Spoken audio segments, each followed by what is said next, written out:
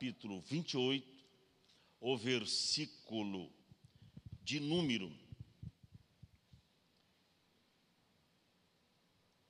Vou ler aqui os versos 19 e 20, capítulo 28, versos 19 e 20.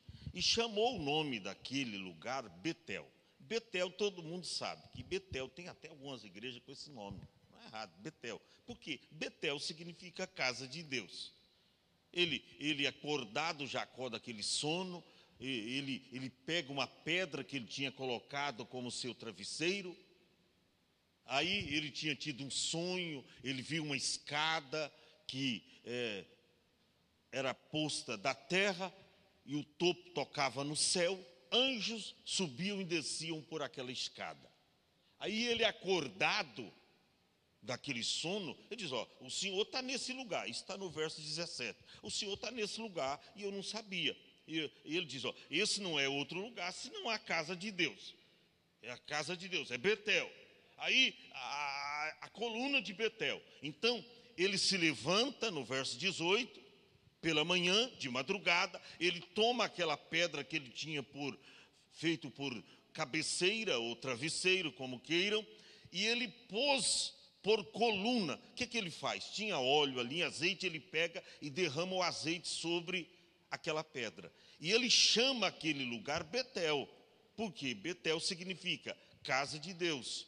E o nome daquele lugar antes era até um nome bonito, né? Era Luz. Ele diz: não, agora vai ser casa de Deus, vai ser Betel. E aí ele faz um voto, verso 20. E Jacó fez um voto, dizendo: se o Senhor for comigo. Deus tem sido com você, irmão? Sim ou não? Ele tem estado com você? Ele diz: ó, se o Senhor for comigo. Segunda coisa, e me guardar nesta viagem que eu faço. Você está numa viagem, sabia? A igreja está numa peregrinação, a gente está viajando para o céu. É como os filhos de Israel que saíram do Egito, viajando até a terra prometida. Nós estamos em viagem, estamos viajando. E o Senhor está te guardando nesta viagem. Ele diz: ó, se o Senhor me guardar nessa viagem que faço.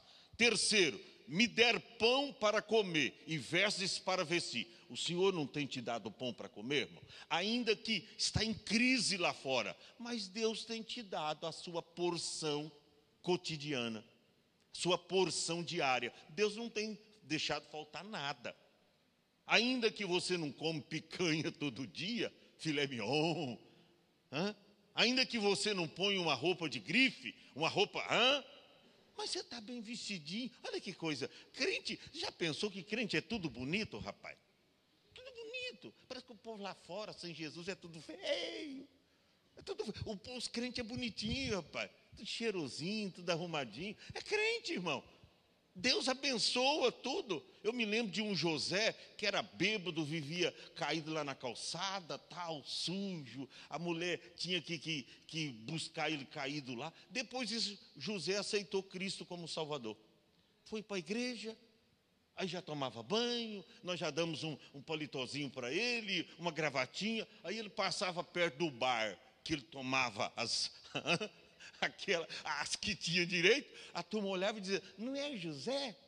Outros diziam: é ele. Outro parece com ele. Dizia: não, sou eu. Aí perguntavam para o José: mas o que aconteceu com você? Ele diz: agora eu sou crente, agora eu aceitei Jesus como meu Salvador. A vida transforma. O crente é assim. Aí depois que Jacó faz esse voto, o que ele faz? No verso 21. E eu em paz tornar a casa de meu pai, o Senhor será o meu Deus.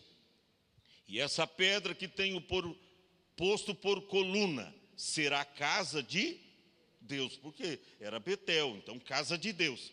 E de tudo quanto me deres, certamente te darei o dízimo. Ele diz: olha, casa de Deus precisa do dízimo.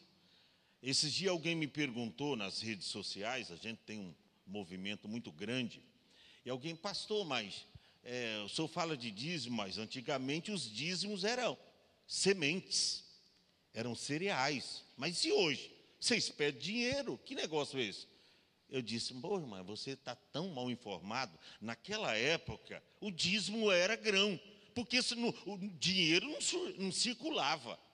O que tinha era grão, era o fruto da terra. Mas se fosse hoje, nos dias de hoje, e a Bíblia fosse escrita nos dias de hoje, estaria falando de dinheiro.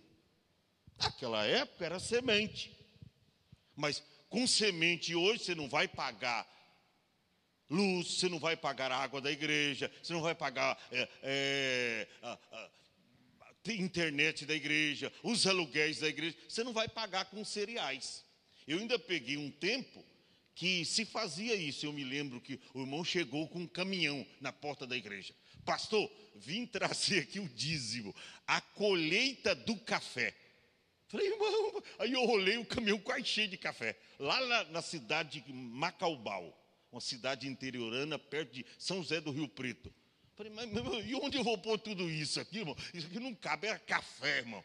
E aí, ele falou, pastor, tem um lugar aí onde eu coloco o meu. Se o senhor quiser, a gente coloca lá, até o senhor ver o que vai fazer. Eu falei, irmão, a gente está precisando reformar a igreja e o dinheiro está escasso. Onde você vai vender o seu café?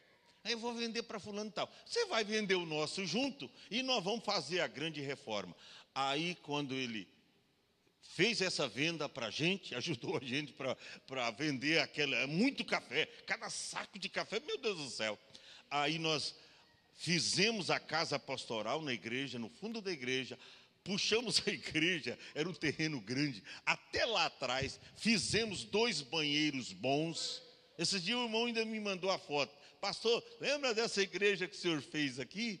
Aleluia. Irmão, vale a pena você ser fiel, tá? Então, se hoje fosse escrito esse texto aqui, não ia falar de semente, tá? Mas ia falar do cereal. Pastor, mas eu gostaria de eu mesmo administrar o meu dízimo. Eu pegar o meu dízimo, comprar uma cesta básica e dar para alguém. Não, a igreja já faz isso. Traz o seu dízimo em espécie. Ah, mas tem assistência social. Não, aí já é uma coisa voluntária que você faz. O dízimo é do Senhor. E se fosse nos dias de hoje, estaria escrito, você traz lá os dólares que você está ganhando, traz a parte do Senhor, você traz a renda, a sua rendabilidade, você vai trazer conforme está escrito. Amém?